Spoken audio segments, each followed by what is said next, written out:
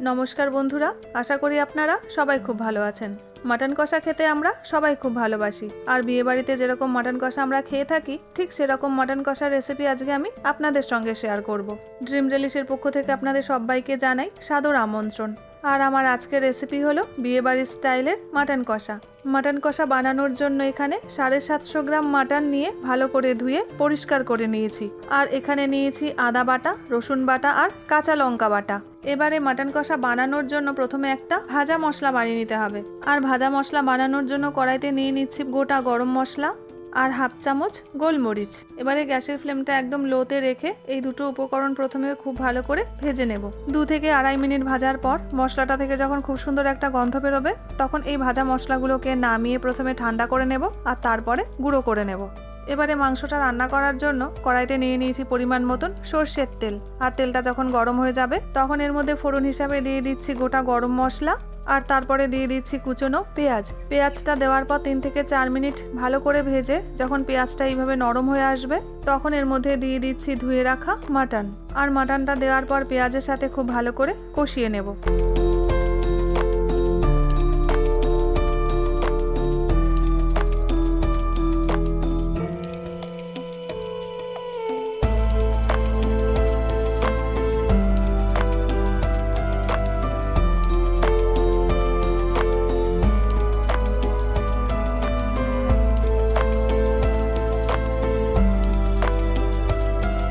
প্রায় 4 থেকে 5 মিনিট ধরে পেঁয়াজের সাথে মাটনটা কষিয়ে নেওয়ার পর এবারে এর মধ্যে দিয়ে দিচ্ছি 2 চামচ আদা বাটা আর 2 চামচ রসুন বাটা। তারপর আদা আর রসুন দেওয়ার পর মাংসটা খুব ভালো করে কষিয়ে নিচ্ছি।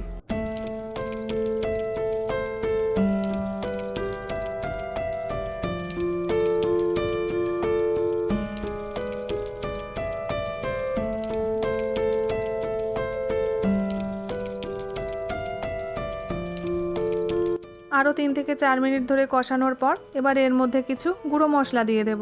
যেমন গুঁড়ো মশলার মধ্যে প্রথমে দিয়ে দিচ্ছি 1 চামচ ধনে গুঁড়ো, হাফ চামচ ঝাল লঙ্কার গুঁড়ো, পরিমাণ মতন হলুদ আর বড় চামচের 1 চামচ ভর্তি ভর্তি দিয়ে দিচ্ছি কাশ্মীরি লঙ্কা গুঁড়ো। আর সেই সঙ্গে যে কাঁচা লঙ্কাটা বেটে রেখেছিলাম সেটাও এখন এর মধ্যে দিয়ে দিচ্ছি, তবে ঝালটা আপনারা আপনাদের পছন্দ মতন দিয়ে দেবেন। এরপরে এই সমস্ত গুঁড়ো মশলাগুলো দিয়ে আরও একবার মাংসটা খুব ভালো করে কষিয়ে নিচ্ছি।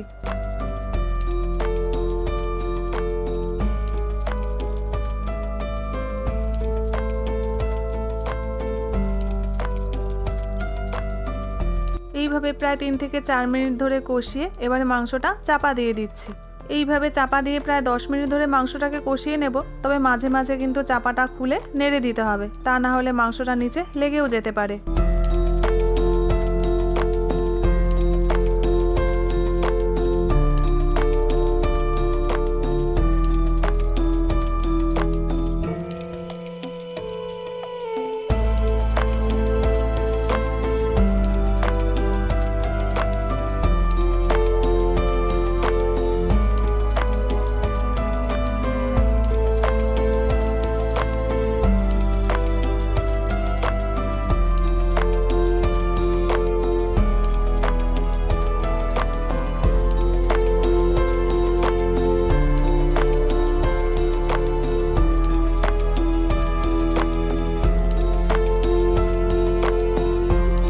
প্রায় 8-10 মিনিট এভাবে কষানোর পর এবারে এর মধ্যে দিয়ে দিচ্ছি ফ্যাটানো টক দই। আর সেই সঙ্গেই দিয়ে দিলাম স্বাদ মতন লবণ।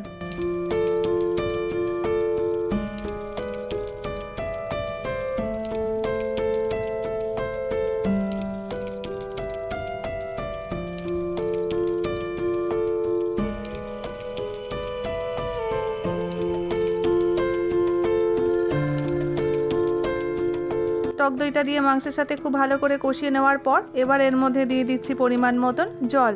জলটা দিয়ে মাংসের সাথে ভালো করে মিশিয়ে এবারে চাপা দিয়ে রান্না করে নেব প্রায় আধ ঘন্টার জন্য।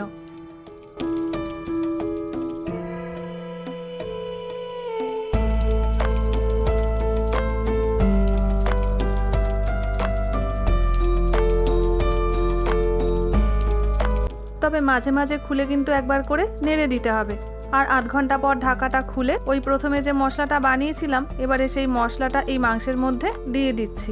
আর মশলাটা দিয়ে একবার ভালো করে মিশিয়ে নিলেই রেডি হয়ে যাবে দারুণ টেস্টি মাটন কষা। তবে মশলাটা দিয়ে কিন্তু 5 থেকে 7 মিনিট স্ট্যান্ডিং টাইমে রেখে দিতে হবে। আর তারপরে সার্ভ করুন গরম গরম মাটন কষা আর ভাত।